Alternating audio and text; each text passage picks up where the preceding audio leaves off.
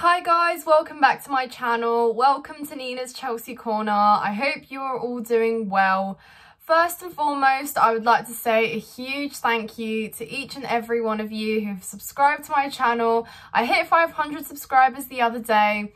The channel has been up for about a month, so I am just so overwhelmed and grateful for how much support I have received. I'm still learning the YouTube ways, so your feedback is just much appreciated. But honestly, if you have ever watched, liked or commented on a video, I thank you so much. This appreciation is for you. So to get started on this video, I'd like to give some recognition to one of our true Chelsea legends, Azpilicueta, or Dave, aka Dave, and also touch a little bit upon Kai Havertz. Obviously that move to Arsenal is official. Kai Havertz, if you have seen on Twitter, is pictured in an Arsenal shirt, smiling like it's his first day at school, like it's the best thing ever. All right, Kai Havertz, enjoy that. And of course Mason Mount, something that has just dragged on for too long, and in my opinion it is just a book that needs to be closed.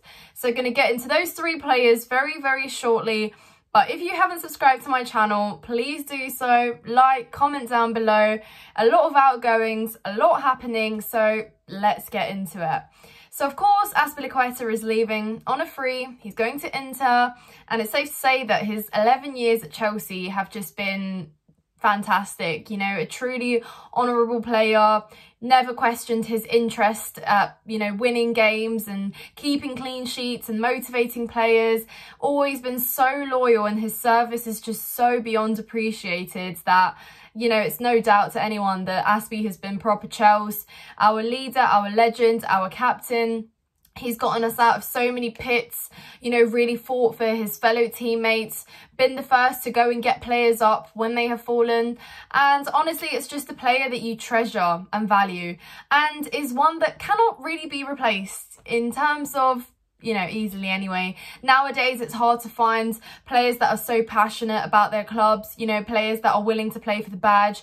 And unfortunately the standards, guys, were so low at Chelsea last season that those were the players that impressed us. And even though Azpi, you know, no disrespect to him, has slowly declined in terms of his footballing skills, you know, he's not able to keep up with a lot of the young wingers that are a lot quicker than him and can outpace him, he has still provided a lot of encouragement, and in a season like last season, it was much appreciated.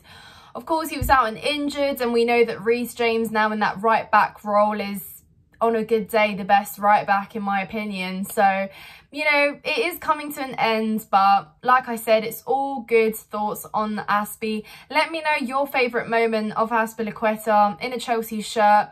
You know, he's won it all. He will forever be one of the greats in the books, and I am glad to have watched him play for as long as I have. I mean, pretty sure that since I've watched football a lot more seriously, Azpilicueta has been a player that I have really been devoted to. So thank you, Azpi.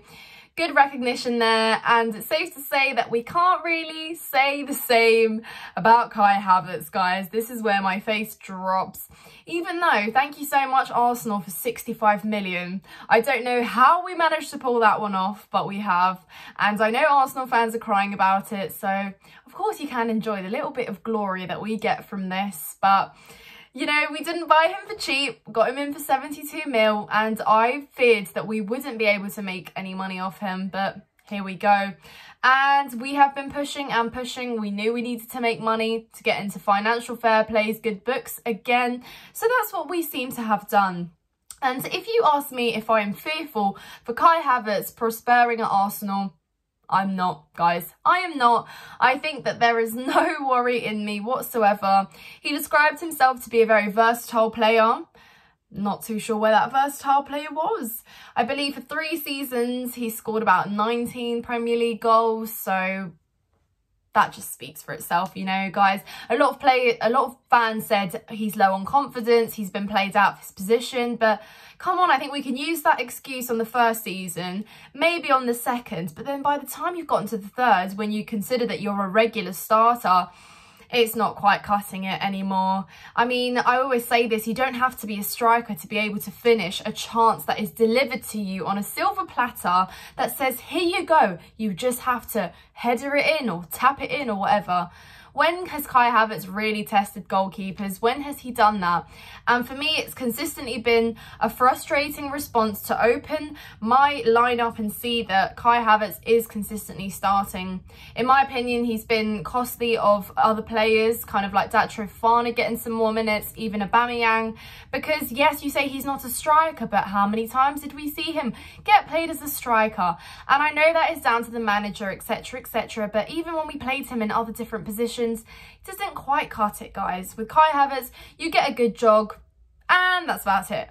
Yes, forever grateful for that Champions League goal. Thank you, Kai Havertz. You will always have that as virtue there for you. But unfortunately, we are way past that. We are battling greater wars right now. We've got bigger problems on our hands, and we have let that Champions League go now. You know, frankly, we finished 12th in the Prem. There are other things that we are now interested in doing, and that is clawing our way back to being top 6, top 4. So our priorities lie there, and Kai Havertz isn't quite fitting that. So for me, it was a case of, I don't want Pochettino coming in, trying to drain something out of Kai Havertz that isn't quite there. We knew we needed to make money. Kai Havertz was on my clear out list. So I am happy that we got that business done and dusted early on so that we can move. So that was done a lot quicker than I expected. And speaking of quickly, on the other end, something that is happening way too slowly is, of course, the Mason Mount situation. Now, don't get me wrong, guys. I adored Mason Mount, and I say adored because I am very disappointed with how this situation has been handled. In terms of, I understand the initial problem was that Mason Mount felt very underappreciated. He looked at his fellow teammates who are getting double and more contract deals. However, for me, it was always a greater priority for Mason Mount to focus on the longer term. And what I mean is, guys, that the money isn't everything. You know, you're 24, you are somebody that fans envisioned and saw as taking Chelsea to future years of success as potentially a captain there, you know, and that for me was a lot more important than, you know, being unhappy with getting 200k a week, for example. Because yes, okay, take that and then work your socks off to show that you are and you deserve better, and keep putting in good shifts week in, week out. Be that player that ties in and reminds those players that have just come in what it means to be Chelsea, you being a proper Chelsea from day one, literally there with your companions, you know, Reece James, and show everyone that's coming in what that means. And don't just... And I know, guys, that the problem is very much deep-rooted, and I'm not going to be stupid and just look at surface level and think, oh, yeah, Mason just wants more money, that's why he's going. That could be the case, yes, but I don't doubt that, you know, the ownership didn't do their best in perhaps making Mason Mount feel like he was part of our long-term project. I think that we should have sat down a lot earlier with Mason Mount and gotten into those contract talks, and I think it kept getting delayed, things started to change, and then Mason Mount just wasn't really revisited. Of course, he did decline contracts that were offered to him. It's not to say that we said to Mason Mount, get out the door, you need to be sold this summer because we don't want you. But that's just the position that we find ourselves in now. And guys, there is nothing that will make me want Mason Mount to stay anymore after he is literally forcing his way out now. You know, he wants this move. He agreed to personal terms with Man United. I now know that on the last day against Newcastle, last game of the season, guys, I now know why Mason Mount's face and head just wasn't quite there. I know why he didn't say goodbye to us, and his head was kind of facing and drooping down to the ground. And it's because he knew that this would happen. You know, his priorities aren't with Chelsea anymore. His heart isn't with Chelsea anymore. So why should I, as a Chelsea fan, sit here and beg and hope for him to stay? It's not really about that anymore, you know. And even if he does stay, because that is kind of what is circulating around right now, that he could stay and walk out for free next summer, it's never going to be the same. If anything, we are going to create such a toxic environment for the players that we have brought in, for us as fans and us as a club and standards and new regime that is coming in, because frankly, no player is bigger than the club, and that's the way it should be, Mason Mount or not.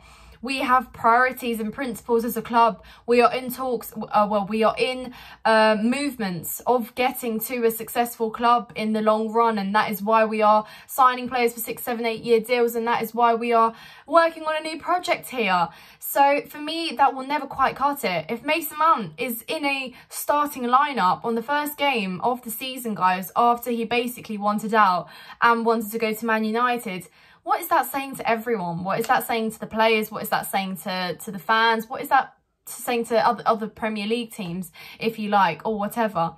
I just don't see that happening. It's like there's going to be a rotten apple there in the middle, and it's just going to spread and plague the whole squad. That is why I think that this should happen now. The quicker the better.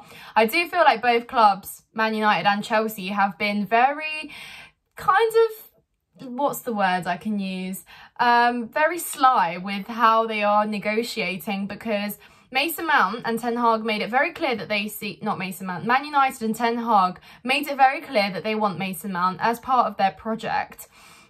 And they came in full fire, pursued that, got negotiations in, agreed the personal terms, you know, about 3 weeks back now. And then they were kind of going back and forth and back and forth. And of course, we Chelsea as a club are smart with it. Mason is a homegrown player. He's 24. We know he's got potential and he's got 1 year left on his contract. We're going to be smart with this. We're not just going to give him away for, you know, a stupid fee of pennies, regardless whether you think that he deserves that or not, or he's worth that or not. Because here is a lot more different. We pushed for 65 mil and got that for Havertz. Mason Mount is on a much more different level. Of course we're going to push for more. Fair enough. We've got our principles and we know that Man United want Mason Mount. So we've got that up our sleeve as well. And for Man United to turn around and say, this is the final bid that we're placing on the table, take it or leave it, we're dropping our interest if not, was never really going to be quite the case. Because why would you, after, you know, pursuing Mason Mount and wanting that as your #1 target, then obviously rejecting Chelsea's counter bids and whatnot, why would you then go over to the more expensive midfielding target, which is Caicedo, a player that we as Chelsea fans and as a club want?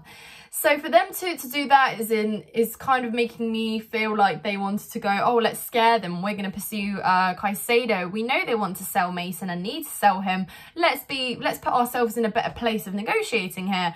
But, you know, for me, that's all bluffing. I don't think, you know, of course, we've agreed personal terms of Caicedo now anyway, or terms have been agreed. So, you know, now we know that that's not the case. But, you know, flashback to when Man United did have that rejection of the bid. I truly well think that Mason Mount will be done and dusted. You know, the bid is still on the table. Just accept it. Let's move on from this, because Mason Mount wants it. What does it matter what anyone else wants? That's just where I stand with that. Like I said, no player is bigger than the club, so this should not be affecting us as much as it should. We've got so much to still get through. There's still players that need to leave, still players that need to come through the door in respective positions, such as, you know, midfield and strikers. So let's see. Let's not waste more time on this Mason Mount drama. It is dragging too long and it could potentially be hindering our improvement as opposed to, you know, helping us. So that is my thoughts on Mason Mount. Let me know what your thoughts are on Mason Mount, also on Kai Havertz, and of course, like I said, put your best memory of Azpilicueta in, because I feel like this video is a little bit too negative. However, it's all for the greater good of the club. It's all for the greater good. Azpilicueta, we can be happy about 4 days. So drop us a like, drop us a comment, guys, and I will see you in the next video. Thank you for watching.